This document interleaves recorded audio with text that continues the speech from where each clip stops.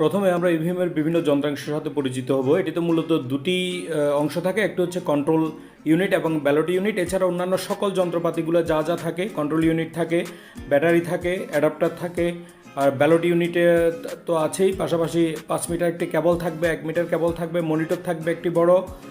এছাড়া মনিটরের জন্য ব্যাটারি থাকবে, এইচডিএমআই কেবল থাকবে, অডিট কার্ড থাকবে, পোলিং কার্ড থাকবে, এসডি কার্ড থাকবে, থার্মাল পেপার থাকবে।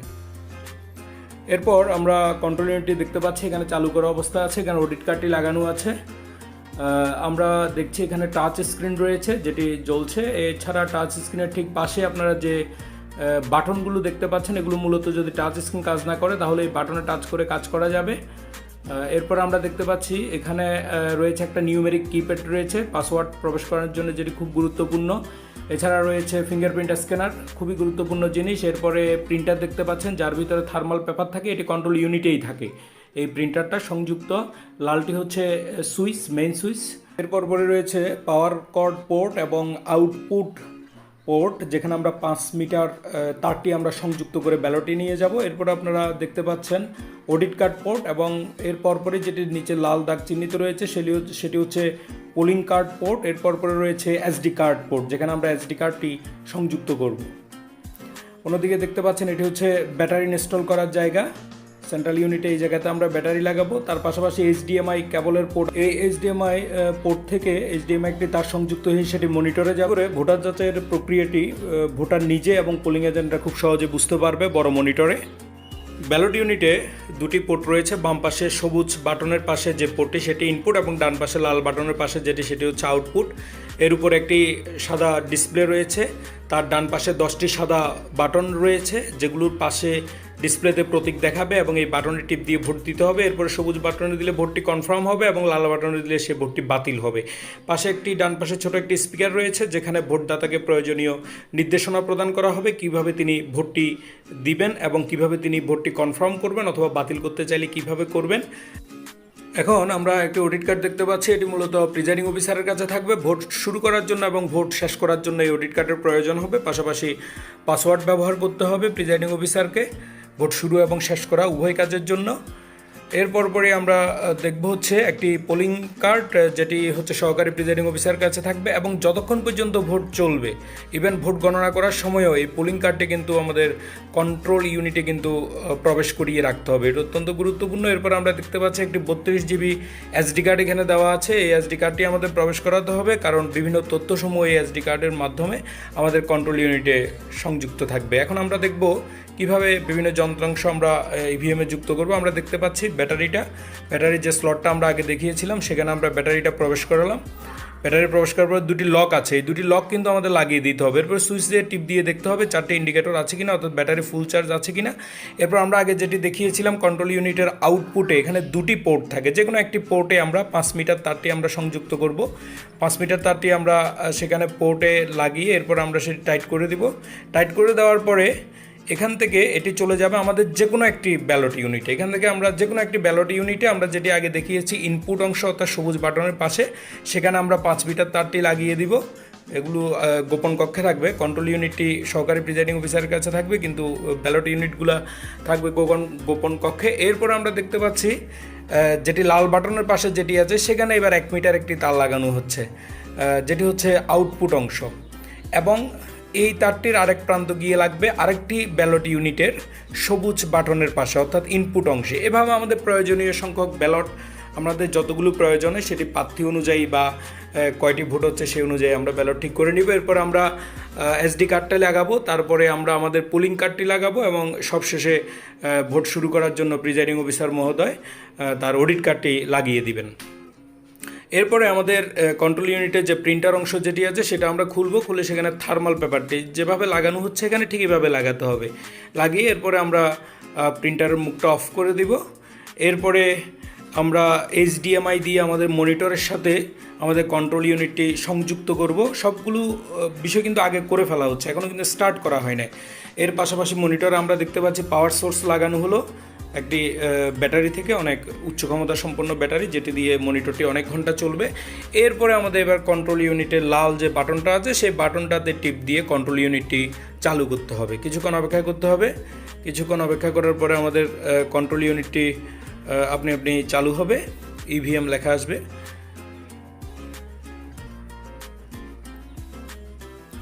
এরপর এখানে আছে পরবর্তী ধাপের জন্য পিন নাম্বার দিন। এখানে মূলত প্রিজাইডিং অফিসারের যে পিন, অর্থাৎ ভোট শুরু করার জন্য বা মেশিনটি চালু করার জন্য সে পিনটি দিতে হবে। পিনটি দিয়ে পরবর্তী ধাপ বা শুরু করা এটি দিতে হবে। এরপর এখানে ইলেকট্রনিক ভোটিং মেশিন আসছে এবং অডিট কার্ডটি পড়া হচ্ছে, অনুগ্রহপূর্বক অপেক্ষা করার জন্য বলা হচ্ছে।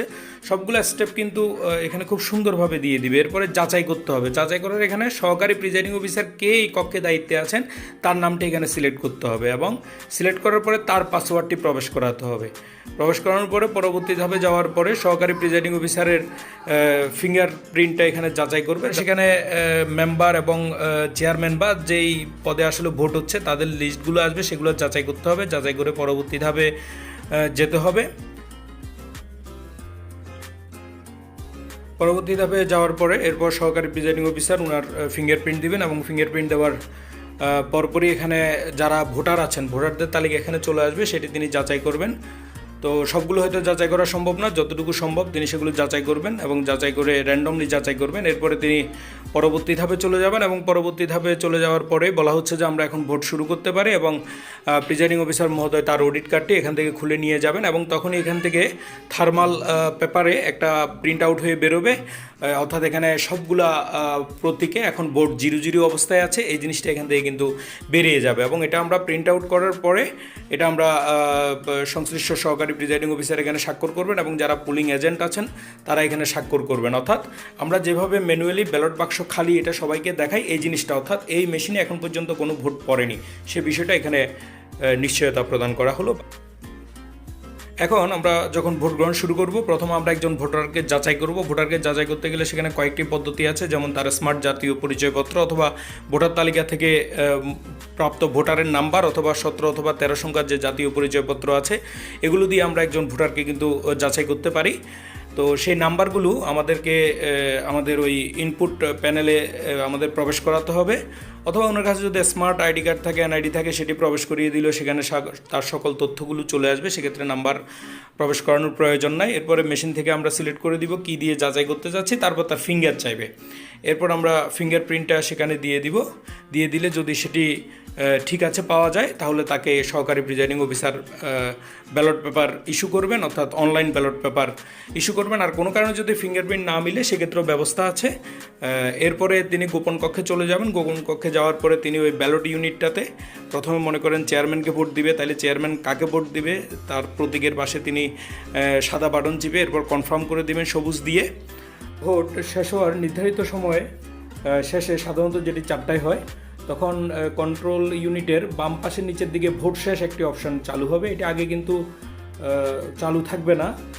এরপর সহকারী প্রিজাইডিং অফিসার ভোট শেষে ক্লিক করে তার ফিঙ্গারপ্রিন্ট দিবেন এবং ফিঙ্গারপ্রিন্ট দেওয়ার পরে তাকে পাসওয়ার্ড দিতে হবে। পাসওয়ার্ড দিয়ে তিনি নিশ্চিত কিনা নিশ্চিত বাটনে ক্লিক করবেন, অর্থাৎ ভোট গ্রহণ শেষ হয়েছে এই বিষয়টা নিশ্চিত করা হচ্ছে। এরপরে তিনি যে আউটপুট কন্ট্রোল ইউনিটের থেকে যে আউটপুট ব্যালটে গিয়েছে সেটি খুলবেন।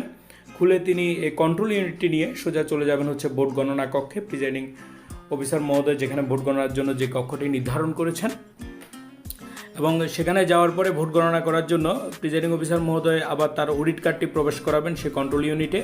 অডিট কার্ডটি প্রবেশ করানোর পরে সেখানে যাচাই করা হবে। সহকারী প্রিজাইডিং অফিসার তার আঙ্গুলের ছাপ দিবেন। আঙ্গুলের ছাপ দেওয়ার পরে সেখানে ফলাফল দেখাবে, মেম্বার কে কত ভোট পেয়েছেন, চেয়ারম্যান কে কত ভোট পেয়েছেন, এবং এরপরে মুদ্রণে ক্লিক করতে হবে। যখনই মুদ্রণে ক্লিক করা হবে তখনই ওই কক্ষের রেজাল্টটা অটোমেটিক বেরিয়ে যাবে। এটির জন্য আর কোনো আলাদাভাবে গণনা করার প্রয়োজন নেই। এভাবে কক্ষ নাম্বার 1 এরপরে আবার অডিট কার্ডটি সেখান থেকে খুলে নিয়ে কক্ষ নাম্বার 2-এর যে মেশিনটি ছিল কন্ট্রোল ইউনিটটি সেখানে লাগিয়ে একই পদ্ধতিতে কক্ষ নাম্বার 2 এরপরে কক্ষ নাম্বার 3 এভাবে প্রত্যেকটি কক্ষের ফলাফলগুলো খুব সহজে বের করে নেওয়া যাবে। এরপরে সামষ্টিক ফলাফল প্রস্তুত করতে গেলে যে কোনো একটি মেশিন নিতে হবে এবং মেশিন নেওয়ার পরে সেখানে আর পোলিং কার্ডটি প্রয়োজন নেই। এখানে শুধুমাত্র প্রিজাইডিং অফিসারের অডিট কার্ডটি প্রবেশ করালেই হবে। এরপরে তিনি তার পাসওয়ার্ড প্রবেশ করাবেন। সেখানে পাসওয়ার্ড প্রবেশ করানোর পরে পরবর্তী ধাপে যাবেন, পিন যাচাই করা হবে, এরপরে অডিট কার্ড পড়া হবে এবং অডিট কার্ড পড়ার পরে সেক্ষেত্রে তিনি এখান থেকে অপশানে থেকে তিনি প্রিজাইডিং অফিসার সিলেক্ট করবেন। এখন আর সহকারী প্রিজাইডিং সিলেক্ট করবেন না, প্রিজাইডিং অফিসার সিলেক্ট করবেন। এরপরে তার পাসওয়ার্ডটি দিবেন, পাসওয়ার্ডটি দেওয়ার পরে পরবর্তী ধাপে যাবেন। পরবর্তী ধাপে যাওয়ার পরে প্রিজাইডিং অফিসারের আঙ্গুলের ছাপ দিতে হবে এখানে, অর্থাৎ নিশ্চিত করা হচ্ছে যে তিনি কাজটি করছেন। এরপর পরে সেখানে সামষ্টিক ফলাফলটা চলে আসবে, মেম্বারদের মধ্যে কে কত ভোট পেয়েছেন, সংরক্ষিত ওয়ার্ড কাউন্সিলদের মধ্যে কে কত ভোট পেয়েছেন, যে পদে নির্বাচন হয়। এরপরে মুদ্রণে ক্লিক করে দেওয়া হলে সেটি মুদ্রিত হয়ে বেরিয়ে যাবে, অর্থাৎ একটি কেন্দ্রের পূর্ণাঙ্গ ফলাফল, সম্পূর্ণ ফলাফল একসাথে বেরিয়ে আসবে। সবাইকে অনেক অনেক ধন্যবাদ। আসলে ইভিএমের ব্যাপারটি সংক্ষেপে তুলে ধরার চেষ্টা করা হলো। সবাই ভালো থাকবেন।